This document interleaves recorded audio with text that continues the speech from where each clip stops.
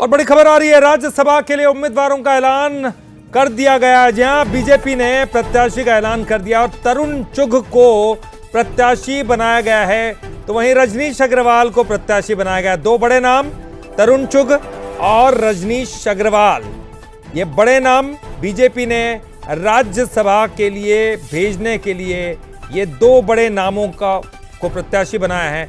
तरुण Chugh BJP की तरफ से राज्यसभा के प्रत्याशी होंगे। देखिए 3 सीटें हैं, 2 सीटें श्योर शॉट जो कह सकते हैं भारतीय जनता पार्टी के पाले में, एक कांग्रेस के पाले में। लेकिन यहां एक बात खास और यह है कि 2 सीटों के लिए उम्मीदवारों की घोषणा की है। तीसरे सीट पर कोई पर्चा नहीं खोला। और चलिए ज्यादा जानकारी के लिए बात करेंगे, हमारे साथ हमारे एग्जीक्यूटिव एडिटर मनोज सैनी जी जुड़ गए। मनोज जी, बंसल न्यूज सबसे पहले बता रहा है तरुण चुघ, रजनीश अग्रवाल, ये बीजेपी ने पत्ते खोल दिए हैं, लेकिन तीसरी सीट, इसके बारे में कोई बात हुई है? देखिए, तीसरी सीट तो है भी नहीं भारतीय जनता पार्टी की, लेकिन तीसरी सीट के पत्ते जब कभी खोलेगी बीजेपी तो वो कांग्रेस का प्रत्याशी तय होने के बाद खोलेगी। लेकिन इस वक्त की बड़ी खबर है कि भारतीय जनता पार्टी जैसा हमेशा चौंकाती है, रजनीश अग्रवाल को मौका दिया है मध्य प्रदेश से। रजनीश अग्रवाल जो लगातार भारतीय जनता पार्टी के एक अच्छे लीडर रहे हैं, बल्कि मेहनत कर जो कहा जाता है, कहते हैं कि बीजेपी में कई बार मेहनत वालों को उसका प्रतिशत, उसका प्रसाद मिलता है, तो ये रजनीश अग्रवाल को मिला। तरुण चुघ मध्य प्रदेश आते जाते रहे हैं, हरियाणा से आते हैं और एक अलग तरह के नेता है। और ये भी कहा जा सकता है कि जातिगत समीकरणों को भी भारतीय जनता पार्टी ने देखा। तो पूरी सूची को जब हम देखें तो मध्य प्रदेश से तरुण चुघ और रजनीश अग्रवाल राज्यसभा जाएंगे बीजेपी की तरफ से, दोनों नाम तय हो गए हैं। लेकिन तीसरी सीट की जहां तक आप बात कर रहे हैं ललित, तो थोड़ा इंतजार करना पड़ेगा कि कांग्रेस किसको लेकर सामने आ रही, फिर किस तरह के समीकरण बैठते, क्योंकि अभी वक्त है। और इस वक्त में बीजेपी ने अपने पत्ते बहुत स्पष्ट कर दिए कि 2 लोग तो उनके जाने वाले हैं और दोनों चेहरे नए हैं। कई नामों की चर्चा इस बीच में चल रही थी मध्य से, लेकिन आप देखिए फिर चौंकाया भारतीय जनता पार्टी। बिल्कुल। और मनोज जी, आपने बताया भी था कि नए चेहरों को मौका मिलेगा, कोई बड़ा नाम नहीं होगा। हालांकि ये भी बड़े नाम है, लेकिन ये नए चेहरे हैं, जैसे कि आपने पहले भी कहा था। देखिए, हम लगातार कह रहे थे कि बीजेपी किसी एक नाम को लेकर तो चौंकाने वाली है। वो एक नाम शायद तरुण चुघ का था, जो मेरी जानकारी में था कि वो जा सकते हैं, उनके नाम की चर्चा भी थी और तरुण चुघ हो गया। लेकिन रजनीश अग्रवाल, कुछ दिन पहले मेरी उनसे मुलाकात हुई थी, तो मुझे ऐसा लग रहा था बातों से कि क्या कुछ नया होने वाला है। मेरी चर्चा भी उनसे हो रही थी। लेकिन अब ये इतना नया होगा कि वो राज्यसभा जाएंगे, तो निश्चित है कि बीजेपी ने उनके काम को एक तरह से कहा जाए तो उनके काम को प्रसाद दिया है और उनके काम को समझा है। पिछले चुनावों में उन्होंने बहुत महत्वपूर्ण भूमिका निभाई थी बूथ को मजबूत करने की, बूथ को कैसे कनेक्ट किया जाता है, इसमें बड़ी अलग तरह की उनकी भूमिका रही थी। और बहुत ही मास्टर आदमी है, खासकर इस तरह के कामों को जब बीजेपी कोई काम सौंपती है।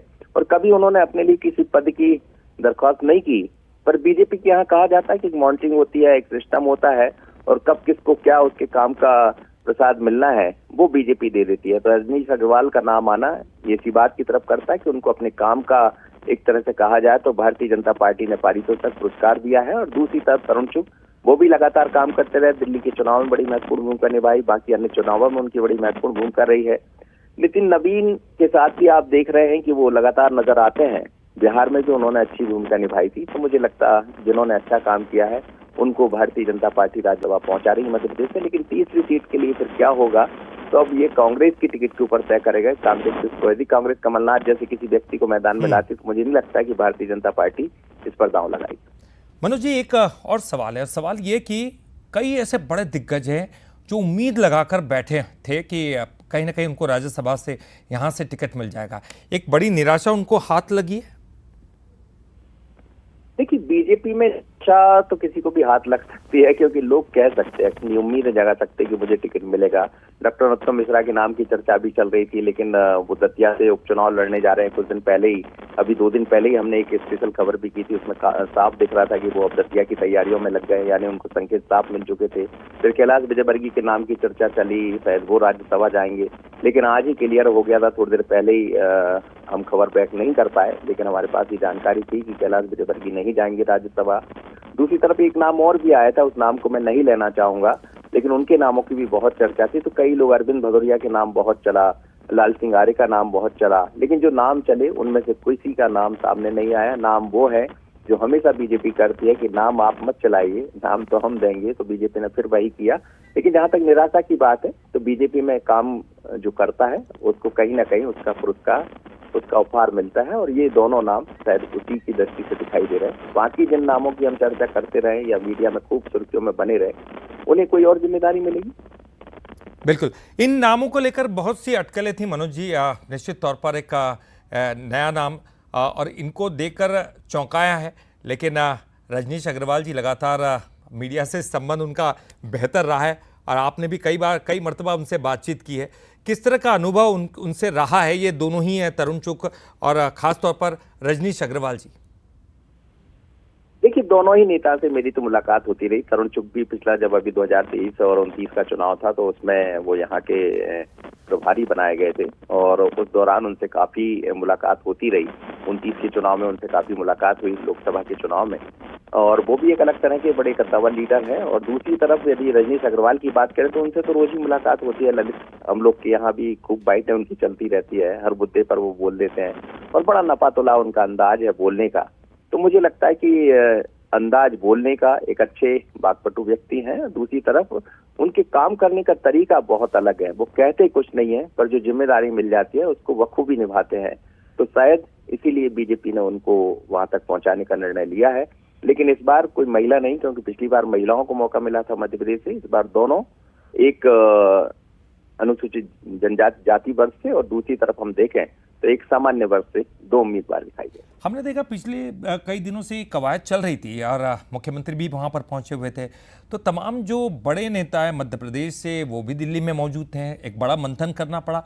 लेकिन जैसे आप भी कहते हैं मनोज जी कि बीजेपी में निचला कार्यकर्ता हो, कोई से भी लेवल का कार्यकर्ता हो, वो कभी भी कहीं भी पहुंच सकता है। इसकी कोई मतलब वो उम्मीद लगा कर बैठे कि मैं पहुंचूंगा, है ज़रूरी नहीं। लेकिन कई ऐसे भी लोग हैं जिनको उम्मीदें नहीं होती। क्या रजनीश अग्रवाल जी या फिर तरुण चुग को ऐसी उम्मीद होगी कि वो राज्यसभा के लिए उनको नामांकित किया जाएगा, मतलब उनको उम्मीदवार बनाया जाएगा? देखिए, बीजेपी में उम्मीदें हमेशा बनी रहती है। यदि आप अच्छा काम कर रहे हैं तो ये आपका मन जानता है, आप किस तरह काम से आगे बढ़ रहे हैं ये आपका मन जानता है, और बीजेपी उसी को कभी ना कभी उसका पुरस्कार देती है। तो मुझे लगता है रजनीश अग्रवाल भी शायद इसी सोच के साथ काम कर रहे होंगे कि पद मांगने की जरूरत नहीं है। यदि बीजेपी काम को देख रही तो एक ना एक दिन एक उनको मौका देगी, और आप देखिए कितना बड़ा मौका उनको दिया।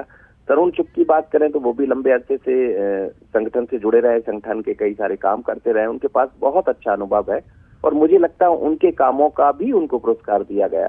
तो बीजेपी में ये नहीं होता है कि मैं कौन सा पद मांगूंगा और जिनने पद मांगे क्या उनको पद मिल गया, ये तो कभी होता दिखाई नहीं देता। जो पद मांगते वो पीछे छूट जाते और अचानक नए नाम आ जाते। एक बार तरुण चुग की बात करें या रजनीश अग्रवाल की बात करें, ये भी उसी तरह के नाम है। नाम चर्चा में दूसरे चल रहे थे, भारतीय जनता पार्टी ने दूसरे नामों को मौका दे दिया। तो आज जहां जहां राज्यसभा के चुनाव होना है ललित, सभी नामों की घोषणा की गई है। लेकिन मध्य प्रदेश से फिर एक बार चौंकाया, पर यह जरूर कहा जा सकता है कि रजनीश अग्रवाल जैसे एक अच्छे खाटी नेता जो जमीन की पकड़ भी जानते हैं, जो लगातार बीजेपी संगठन के लिए काम करते रहे हैं, तो अब संगठन से वो उच्च सदन की तैयारी है और उस सदन पहुंचे। मनोज जी, एक अंतिम सवाल, और सवाल इसलिए भी जरूरी है क्योंकि जैसे इन नामों पर हम सबकी निगाह लगी थी, बीजेपी के तमाम लोगों की निगाह लगी थी, कांग्रेस की भी निगाहें जरूर होंगी। क्या तीसरा नाम भी बीजेपी डिक्लेयर करती है या नहीं करती है? लेकिन कांग्रेस के खाने से क्या कुछ खबर सामने आ रही है? दो बड़े नाम तो वहां भी चर्चा में। ये तो बीजेपी ने चौंका दिया है। चौंका इसलिए भी दिया क्योंकि कांग्रेस फिर पीछे छूट गई। कांग्रेस मंथन करती रह गई और बीजेपी ने अपने नाम तय कर दिए। तो मुझे लगता है अब इससे थोड़ी आसानी हो जाएगी कांग्रेस के लिए भी। कल भी आपने देखा कि तमाम सारे लीडर, चाहे दिग्विजय सिंह की बात करें, कमलनाथ जी, अरुण यादव, जीतू पटवारी, सभी नेता दिल्ली बुलाए गए थे और वो मंथन ही था। और ऐसा कहा जा रहा है कि 5 तारीख के आसपास वो अपने नामों की घोषणा करेंगे। होगा कौन, तो उसमें कमलनाथ का नाम सबसे ऊपर है। दिग्विजय सिंह तो अब नहीं जाएंगे, ये तय है। लेकिन क्या कमलेश्वर पटेल होंगे, नए चेहरों में हो सकते हैं, क्या अरुण यादव हो सकते हैं, तो ये मुझे नहीं लगता है। जीतू पटवारी खुद भी उस लाइन में है। पर कांग्रेस भी अब चौंका सकती है किसी नए नाम को लेकर, लेकिन कमलनाथ की संभावना बहुत ज्यादा है। चलिए, बहुत बहुत शुक्रिया मनोज जी, इस विस्तार से दी हुई जानकारी के लिए बहुत बहुत शुक्रिया आपका। तो देखिए, बहुत महत्वपूर्ण है कि रजनीश अग्रवाल, 2 नाम चौंका भी दिया।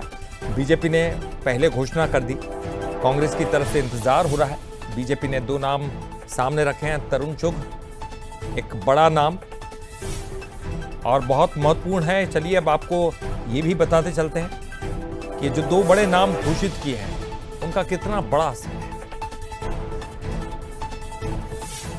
तो चलिए आपको बताते हैं तरुण चुग कौन है। जी हाँ, अमृतसर पंजाब के रहने वाले हैं तरुण चुग। बड़ा नाम, अमृतसर पंजाब के रहने वाले हैं और बीजेपी युवा इकाई में अहम जिम्मेदारी इन्होंने निभाई थी। बीजेपी के राष्ट्रीय महासचिव रह चुके हैं, बड़े कद्दावर नेता। पार्टी ने कई राज्यों का इनको प्रभारी बनाया, सह प्रभारी बनाया, कई राज्यों में जिम्मेदारी संभाली इन्होंने और बहुत महत्वपूर्ण जिम्मेदारी बीजेपी की तरफ से संभाली है। बीजेपी युवा इकाई में अहम जिम्मेदारी उन्होंने निभाई।